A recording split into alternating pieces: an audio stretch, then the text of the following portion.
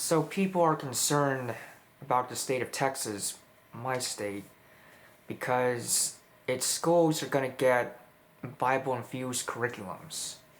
Well, I mean, the schools have the option to teach Bible-infused curriculum, and they get $60 extra per student if they teach it.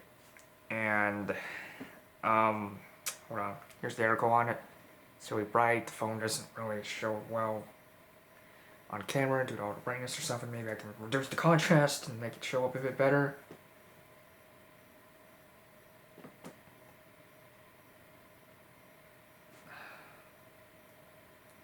There we go, this stupid thing will work. Kinda, meh. Anyways,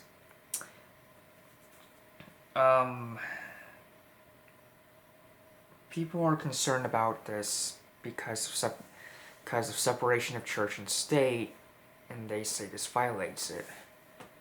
Well, I propose something even bigger on terms of the bigger picture. I propose separation of people and state. Here's why. Oh yeah, and by the way, the Bible curriculum basically, infused curriculum basically, hold on, let me look at this. Basically emphasizes the cultural parts of the Bible and, you know, the big stories and all that jazz and the big lessons, the basics of the Bible. So anyways, I propose separation of people and state rather than just church and state. Why? Because that's the only way you truly get freedom from religion or politics, is separating people from state. Not just church and state, people and state. Which basically means no government, of course. I mean, I'm an ANCAP, so. But anyways, you see, here's the problem with just this whole church and state thing. Separation. The problem with it is, one, you still have government tyranny. And two, the government doesn't even uphold its promise of separation of church and state. It just doesn't. I mean, I'm sorry, but it doesn't. We see it as from these laws being passed right now. So, if you want, you know, a forced Christianity or forced any religion-free society, you need to get rid of the damn government first. Because the government's just going to force itself or any religion on you one way or another. I mean, a lot of these separation of church and state guys, they're real statists. You know, they acknowledge how bad it is to have a government force religion on you, but they don't acknowledge how bad the government is itself. And they acknowledge religious tyranny, but they don't acknowledge state tyranny. And you know, the state can even be fought as a government based on the fact that it has its own dogma, its own system, and its own, you know, push for it being the way to think, what it all means or something. And its courts and its legislative buildings and shit, those are the churches basically, and as well as the public school system, and then you also have the Congress people and teachers serving as the preachers and priests and all that jazz. So I think it's kind of ironic that people recognize religious tyranny, but not government tyranny, if government is a religion, or at least can be thought of like a religion.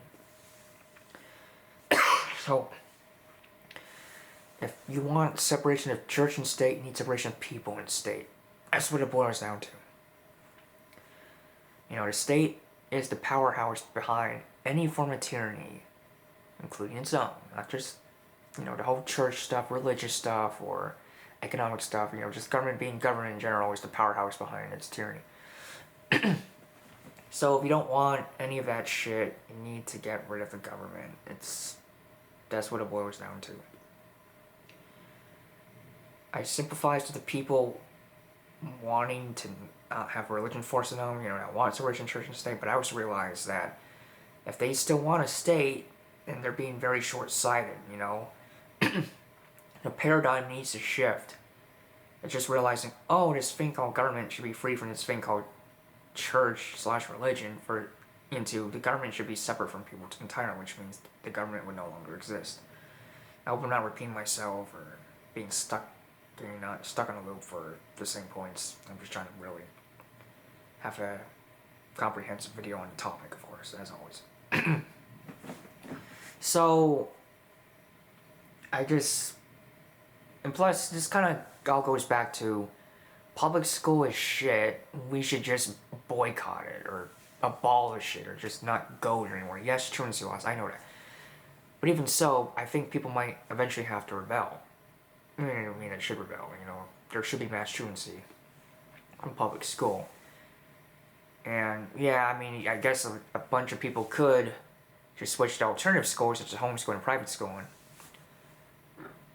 But that's still working within the truancy laws rather than outright disobeying them. I think that'd be more helpful to education and freedom for people to just outright disobey the truancy laws by not going to school, whether they have another form of education or not, rather than just, we choose a different form of school. Because the state still does want to check on you if you're a homeschool or private school to make sure you absolutely are choosing some other form of school, or rather than not doing public school and nothing else. So I think this not only highlights the fact that we need separation of people in state, we also need separation of education in state, as well as the fact that the education system's crap, and we should just abolish that shit. Just boycott that shit. Public school is just like the worst, most unnatural, detrimental thing ever created next to government. It's like second place, because it's like an extension of government, which is an even worse creation. So, if you don't want your kids being forced to be taught about Jesus and God, you need to take them out of public school and have separation of people in state and have no government and yada yada. It's not enough to just protest or speak out at your fucking school board. You have to really show the school board and the school that, your school's crap, I ain't sending my kid there anymore. That's the bottom line.